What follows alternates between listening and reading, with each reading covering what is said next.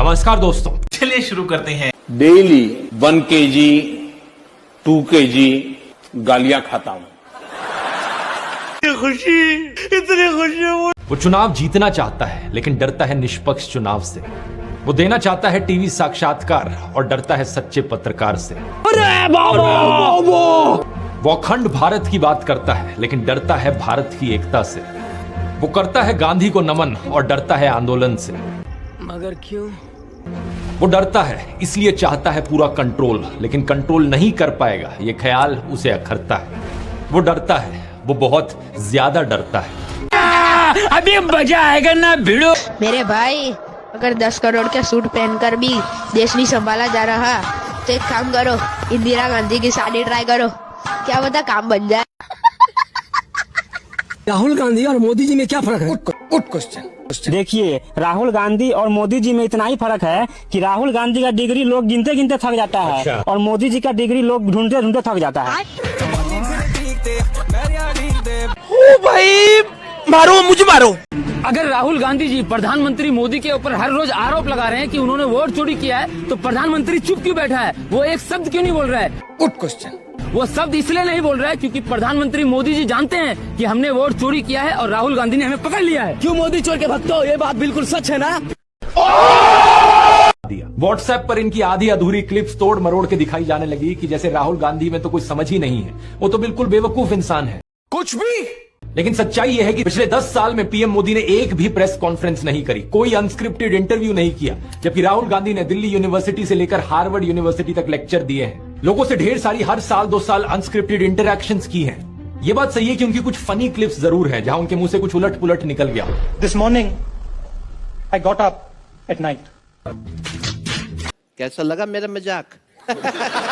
लेकिन ऐसी क्लिप्स तो नरेंद्र मोदी की भी बहुत है। तीसरा कहा था विमेन डेवलपमेंट की मैंने बात कही थी। मैं कब हो गया ये? नरेंद्र मोदी वही है जो नाले से निकलने वाली गैस से चाय बनाने की बात करते हैं। एकदम इन्होंने वक्त बदल दिया, जज्बात बदल। कहते हैं कि पसीने से मुंह पोंछ लेता था तो ग्लो आ जाती थी। कभी ये क्लाइमेट चेंज को डिनाई करते हैं कि गर्मी नहीं बढ़ रही बल्कि हमारी गर्मी सहने की शक्ति कम हो रही है। तो मैं कब हो गया ये?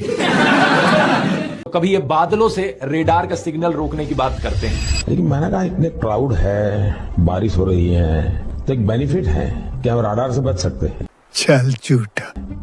एक तो जानते नहीं है, ऊपर से अहंकार इतना कि अपने अज्ञान का भी एहसास नहीं। एक दफा मोदी दूसरे देश में गए थे, वहां भारत का राष्ट्रीय गान चल रहा था और ये बीच में ही चलने लगे।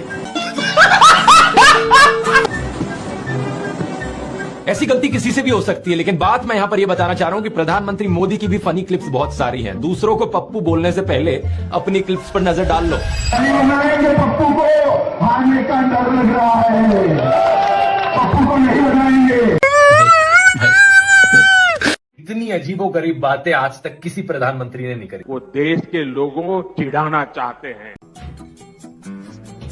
मम्मी ये देखो मुझे चिढ़ाना चाह रहे हैं। क्या 4 साल के बच्चे हैं क्या देश के लोग जो चिढ़ाना चाहेगा उन्हें कोई? कैसा लगा मेरा मजाक? अगर पहले की सरकार चोर थी तो देश में हवाई अड्डा, रेलवे स्टेशन, बड़े बड़े हॉस्पिटल, बड़े बड़े कारखाने, बड़े बड़े स्कूल कैसे बने? Good question. और सत्ता का चौकीदार मोदी सरकार अगर इतना ईमानदार है तो देश क्यों बेच रहा है? गोती मीडिया, इसका जवाब कमेंट। अभी मजा आएगा ना भिड़ो। तो जब लोग कहते थे कि पर मोदी नहीं तो और कोई तो है ही नहीं ऑप्शन, उसको कैसे बोल, उसको क्या? यही कहता था इतनी बुरी हालत कोई भी और सरकार नहीं करती। कोई भी बेटर है, मोदी से अच्छा एक गधा बेटर है।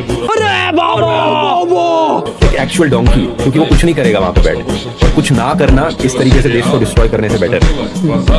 तो ऐसा लग रहा है दिल गार्डन गार्डन हो रहा है, बहुत मजा आ रहा है यहाँ पे। अच्छा, आप किस पार्टी को सपोर्ट करते हैं? सर, हम बीजेपी को सपोर्ट करते हैं। आप बीजेपी क्यों सपोर्ट करते हैं? सर, हम बीजेपी को इसलिए सपोर्ट करते हैं क्योंकि बीजेपी का हमको एक काम बहुत अच्छा लगता है।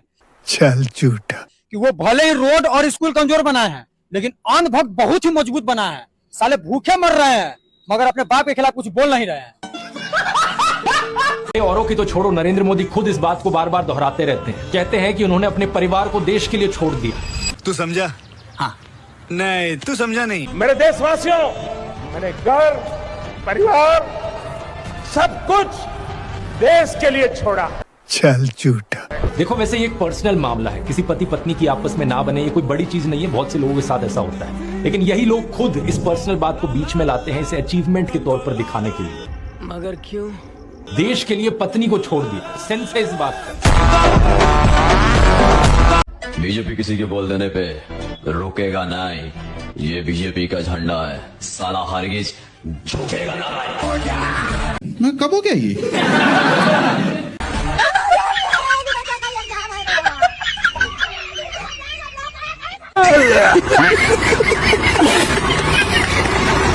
यानी नजर से बाहर तो दिमाग से बाहर, और इसकी उल्टी एक टैक्टिक है, जितना नजर में रहोगे उतना लोगों के दिमाग में घुसोगे। सही पकड़े हैं। अखबार पर नरेंद्र मोदी, रेडियो पर नरेंद्र मोदी, टीवी चैनलों पर नरेंद्र मोदी, फेसबुक पर नरेंद्र मोदी, पेट्रोल पंप की होर्डिंग्स पर नरेंद्र मोदी, सड़क पर पोस्टर छपे हैं, गूगल एड्स पे करोड़ों खर्च करके अपना चेहरा दिखा रखा है, हर एक सरकारी स्कीम के इश्तिहार पे। अरे ये सब तो छोड़ो, कोविड वैक्सीन के सर्टिफिकेट पे भी नरेंद्र मोदी। कुछ भी सेल्फी पॉइंट्स तक बना डाले इन्होंने जगह जगह। अरे बाप रे, ये तो धोती खोल रहा है। 2022 की इस रिपोर्ट को देखिए। INB मिनिस्ट्री ने बताया कि सरकार ने 8 सालों में 6,400 करोड़ से ज्यादा रुपए खर्च किया एडवर्टीजमेंट्स पर। हर रोज का 71 लाख रुपए तो अखबारों में ऐड देने में लगा दिए, और ये सब तो सरकारी पैसे से चलने वाली एड्स थी। इसके अलावा जो पार्टी फंड से चलने वाली एड है वो अलग, और गोदी मीडिया के एंकर जो दिन रात चाटुकारिता करते हैं वो अलग। हर जगह नरेंद्र मोदी। सही पकड़े हैं। ये कहते हैं कि डंका बज रहा है दुनिया में भारत। असलियत में दोस्तों ये डंका सिर्फ व्हाट्सएप और गोदी मीडिया के चैनलों पर बज रहा है। फेक तस्वीरें फैलाई जाती हैं, ये देखो। मैं नहीं दिखाऊंगा। न्यूयॉर्क टाइम्स ने नरेंद्र मोदी का फोटो फ्रंट पेज पर छापा है और उन्हें दुनिया की आखिरी उम्मीद कहा है। न्यूयॉर्क टाइम्स ने खुद ट्वीट करके बताया कि ये झूठी तस्वीर है। इस तरीके से व्हाट्सएप माफिया इंडिया की इंसल्ट करवाता है दुनिया में। मगर क्यों? गोदी चैनलों पर और बीजेपी के नेताओं के द्वारा कहा जाता है कि रशिया और यूक्रेन की वॉर रुकवा दी इन्होंने, वॉर रुकवा दी पापा। इतनी खुशी। कुछ लोग आप में से कहेंगे कि अगर इतना ही सबूत दिखाना आ रहा है तो इन सबूतों को लेकर कोर्ट क्यों नहीं चले जाते? Good question. वोट चोरी को लेकर केस क्यों नहीं कर देते इलेक्शन कमिश्नर को? कर सकते हैं, लेकिन प्रॉब्लम यह है कि इस चीज में भी रूल बदल डाले मोदी सरकार ने। मगर क्यों? इलेक्शन कमिश्नर्स को लीगल एक्शन से बचाने के लिए 2023 में मोदी सरकार ये अमेंडमेंट लेकर आई। इस एक्ट में एक नया सेक्शन जोड़ दिया गया कि ऑफिशियल ड्यूटी के दौरान किसी भी काम के लिए इलेक्शन कमिश्नर्स के खिलाफ जीवन में कभी मुकदमा नहीं किया जा सकता। अब एकदम इन्होंने वक्त बदल दिया, जज्बात बदल। आप ही बताओ दोस्तों, कोर्ट जाकर फायदा क्या जब इलेक्शन कमिश्नर्स के खिलाफ कोई केस किया ही नहीं जा सकता? ओ भाई, मारो मुझे मारो। आप देखिए हिंदुस्तान को 2047 के पहले विकसित राष्ट्र बना के रहेंगे और अपनी आंखों के सामने देख के जाएंगे दोस्तों। चल झूठा। ये सबसे बड़ा झूठ है। देखिए ये बेवकूफ बनाने का तरीका है। 2047 तक आधी पीढ़ी मर चुकी होगी, आपकी बातों को भूल चुके होंगे। 2025 में क्या चेंजिंग लाइएगा आप ये बताइए। Good question. अगर 2047 तक आप देश को बदल सकते हैं तो उसके हिसाब से 2025 का आपने गोल सेट किया होगा, किए होंगे। आप 25 में क्या चेंजिंग लाइएगा? 47 तक ना आप रहेंगे, इतना ये राजतंत्र नहीं है। ये सबसे बड़ा बेवकूफ बनाने का तरीका है। सही पकड़े हैं। जब आप 2015 में रहेंगे तो कहिएगा 2022 में किसानों की इनकम दोगुनी कर देंगे। हो गया दोगुना? आत्महत्या रेट भले बढ़ा होगा, नहीं हुआ। नहीं, ये सबसे बड़ा बेवकूफी है ये चीजें। आज हमको क्या करना ये नहीं दिख रहा है। आज करप्शन है ये नहीं दिख रहा है। बाबर के समय का करप्शन दिख रहा है। याद रखिए दोस्तों, जब नोकाली में दंगे हुए थे वहाँ हिंदुओं को बचाने के लिए महात्मा गांधी गए थे, वोट से नहीं गया था। हिंदू हो या मुसलमान, उन्हें बचाने का काम महात्मा गांधी करते थे। सही पकड़े हैं। नफरत फैलाने का काम करता था नाथूराम गोडसे। ये गोदी इकोसिस्टम वाले सिर्फ और सिर्फ नफरत की पॉलिटिक्स से प्रभावित हैं। जिस दिन अयोध्या में बीजेपी हार गई, ये अयोध्या के हिंदुओं को भी गालियां देने लगे। गाजियाबाद पुलिस ने ऐसे 2 लोगों को गिरफ्तार किया। इनमें से एक शख्स तो वो था जिसने कन्हैया कुमार को रैली में थप्पड़ मारा था। तो ऐसा लग रहा है दिल गार्डन गार्डन हो रहा है।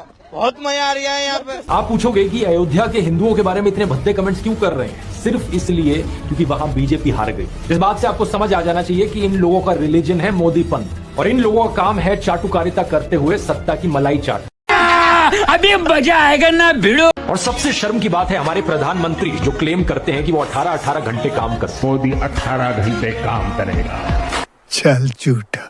उन्हें फुर्सत नहीं मिल पाई देश के सबसे बड़े इशू पर कुछ भी बोलने की, कुछ भी एक्शन लेने की। एयर पोल्यूशन अब इतनी बड़ी हेल्थ इमरजेंसी बन चुका है नॉर्थ इंडिया में कि डॉक्टर्स के मुताबिक अब कोविड-19 के मुकाबले एयर पोल्यूशन से ज्यादा लोग मारे जा रहे हैं। Good question. दिल्ली की हवा इतनी टॉक्सिक है कि इसमें सांस लेने का मतलब है कि आप रोज की 7 सिगरेट्स पी रहे हो। एक और स्टडी के मुताबिक लोगों की एवरेज लाइफ एक्सपेक्टेंसी अब 8 सालों से कम हो रही है दिल्ली NCR में।